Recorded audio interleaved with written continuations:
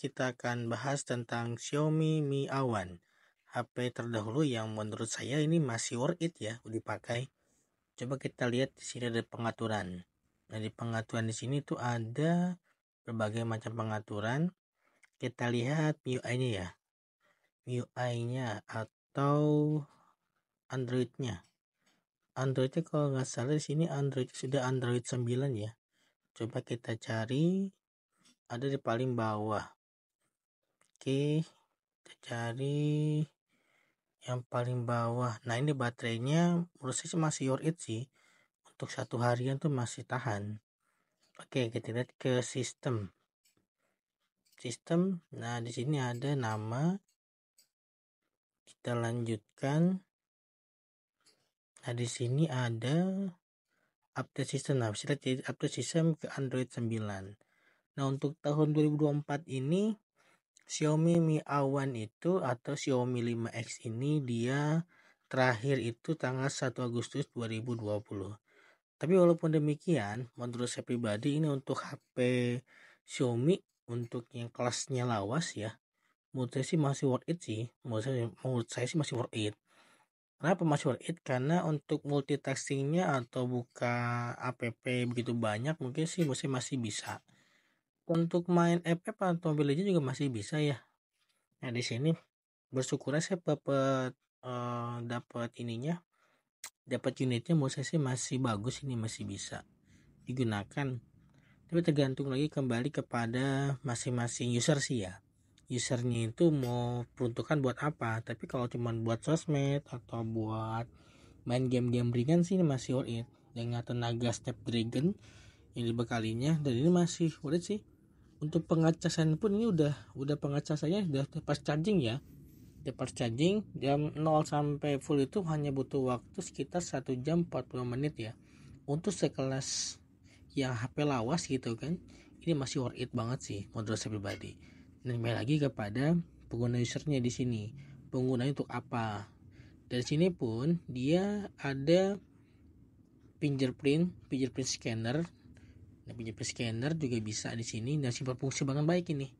Terus juga sini juga ada kunci layar yang memang menjadi salah satu keamanan buat si Xiaomi Mi A1 ini atau Xiaomi 5X. Menurut saya sih untuk HP yang memang dikatakan HP lawas atau HP dulu, katakanlah ini HP menurut saya nggak jadul banget. Kenapa saya bilang nggak jadul? Karena untuk chargernya aja sekarang udah tipe USB-C ya, bukan micro B lagi ya. Yang dimana sekarang, nah ini sedikit sekilas tentang kelebihan dan kekurangannya nih. Kelebihan dan kekurangannya di sini menurut saya sih lebih banyak kelebihannya ya. Nah, ini untuk contoh perekaman dengan kamera belakang nih. Nah, kelemahan di Xiaomi Mi A1 ini itu kameranya dia belum ada stabilisasi atau stabilizer, yang dimana dalam perekamannya itu dia tidak stabil atau masih goyang-goyang ya. Nah, ini kebetulan saya di tempat tempat kerja saya. Nah, di sini saya coba untuk merekam dan menurut saya untuk tipe pencahayanya ini cukup bagus dan dapat dikatakan luar biasa ya. Untuk sekelas HP yang keluaran tahun lalu lah ini, tahun yang udah lama, bukan tahun lalu tapi tahun yang udah lama. Nah, ini untuk contoh kamera depan. Nah, ini kamera depannya menurut saya ini nggak jauh-jauh banget ya dengan kamera belakang, tapi memang sih lebih agak goyang ya, lebih goyang dan agak sedikit ya seperti ini nih. Nah, untuk kawan-kawan semua, ini contoh foto kamera belakang, ini contoh kamera depan. Nah, mungkin sedikit tentang Xiaomi Mi A1 ya. Kalau teman-teman nanti ingin lebih banyak lagi, kalau nanti banyak yang menonton ini dan view-nya cukup banyak, nanti akan saya bahas lebih dalam lagi tentang HP Xiaomi Mi A1 ini. Ini untuk pembuka aja ya.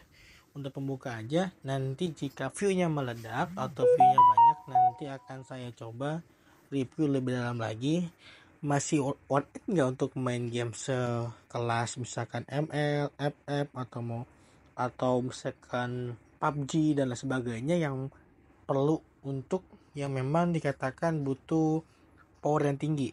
Walaupun ini sekedar udah Snapdragon ya, tapi pasti punya kekurangan dan kelebihannya. Sekian, terima kasih.